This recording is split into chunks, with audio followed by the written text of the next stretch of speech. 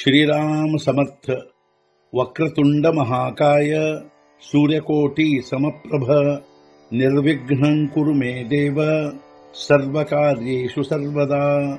गुरुर्ब्रह्मा गुरुर्विष्णुः गुरुर्देवो महेश्वरः गुरुः साक्षात् परब्रह्म तस्मै श्री गुरवे नमः।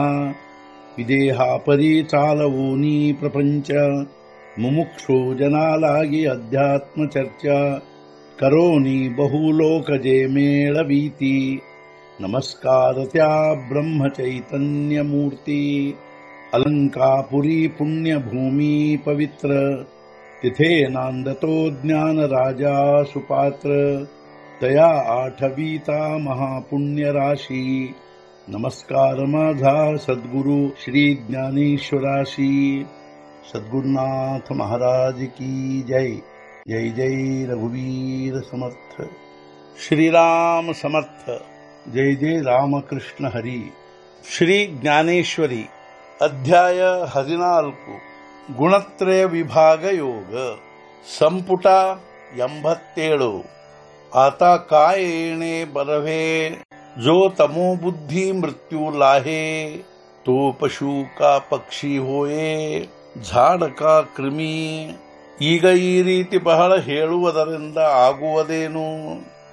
ತಮೋ ವೃದ್ಧಿಯಲ್ಲಿ ಹೊಂದಿದರೆ ಮೃತ್ಯುವನ್ನು ಪಶು ಪಕ್ಷಿಯಾಗುವನು ಅಥವಾ ವೃಕ್ಷ ಕ್ರಿಮಿ ಆಗುವನು? ಹೇ ಅರ್ಜುನ, ಬಹಳ ಹೇಳುವುದರಿಂದ ಪ್ರಯೋಜನವೇನು? ಅಂತಃಕರಣದಲ್ಲಿ ತಮೋಗುಣದ್ದೇ ವೃದ್ಧಿಯಾದಾಗ ಮರಣ ಹೊಂದಿದರೆ ಅವನು ಪಶು ಪಕ್ಷಿ ಅಥವಾ ವೃಕ್ಷ ಕ್ರಿಮಿ ಆಗುವನು। ಕರ್ಮಣ ಸುಕೃತಸ್ಯಾಹು ಸಾತ್ವಿಕಂ ನಿರ್ಮಲಂ ಫಲಂ ರಜಸಸ್ತು ಫಲಂ ದುಃಖಂ ಅಜ್ಞಾನಂ ತಮಸಃ ಫಲಂ। ಸುಕೃತ ಅಂದರೆ ಸಾತ್ವಿಕ ಕರ್ಮದಿಂದ ಸತ್ವಪ್ರಧಾನ ನಿರ್ಮಲ ಫಲ ಪ್ರಾಪ್ತವಾಗುತ್ತದೆ। ರಜೋಗುಣಿ ಕರ್ಮದ ಫಲ ದುಃಖ ಹಾಗೂ ತಮೋಗುಣದ ಫಲ ಅಜ್ಞಾನವಾಗಿರುತ್ತದೆ। ಏನೇ ಚಿಪೈ ಕಾರಣೆ ಜೇ ನಿಪಜೆ ಸತ್ವಗುಣೆ ತೇ ಸುಕೃತ ಐಸೆ ಮಣೆ ಶ್ರೌತ ಸಮೋ।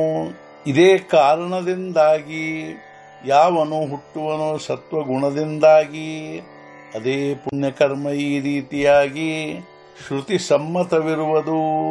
ಇದೇ ಕಾರಣದಿಂದಾಗಿ ಯಾವನು ಸತ್ವಗುಣದಿಂದಾಗಿ ಹುಟ್ಟುವನೋ ಅದೇ ಒಂದು ದೊಡ್ಡ ಪುಣ್ಯಕರ್ಮವೆಂಬುದು ಶ್ರುತಿ ಸಮ್ಮತವಾದ ವಚನವಿರುವುದು। ಮನಃ ನೀತಯ ನಿರ್ಮಳ ಸುಖಜ್ಞಾನಿ ಸರಳ ಅಪೂರ್ವ ಹೇ ಫಳ ಸಾತ್ವಿಕತೆ।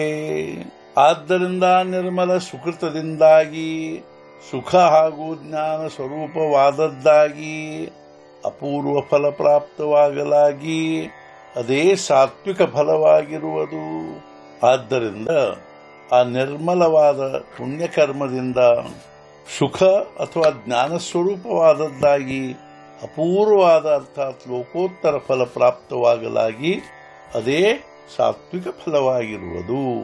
ಸದ್ಗುರುನಾಥ ಮಹಾರಾಜ್ ಕಿ ಜೈ। जय जय रघुवीर समर्थ।